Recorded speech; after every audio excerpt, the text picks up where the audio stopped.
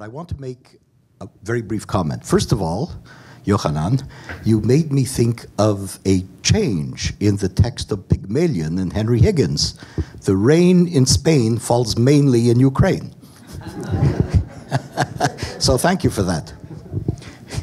But, well, sorry. So, but I did want to say that this handsome book, this distinguished volume, is very much the work of the two co-authors. It is not meant to be the definitive work, the last word on World War II. A very complicated story.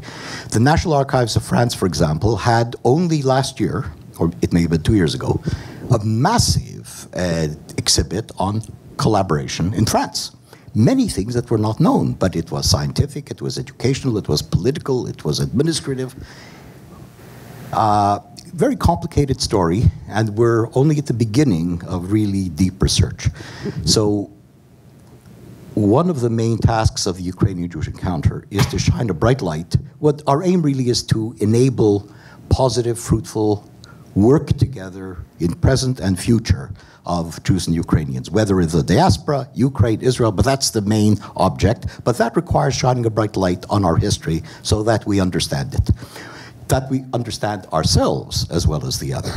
So one of the great, as it were, gifts of the book is enabling Jews to look at the story of Ukrainians, Ukrainians to look at the story of the book, and that, I think, was the objective of the authors. What the story of World War II and difficult parts of our history will be, still, that story still needs to be told, and it will be one of the objectives of the Ukrainian-Jewish Encounter to enable that story to be told accurately, truthfully, and empathetically by bringing together the world's top historians from the different schools and places where people think about these things. I want to say just one additional thing, if I'm allowed.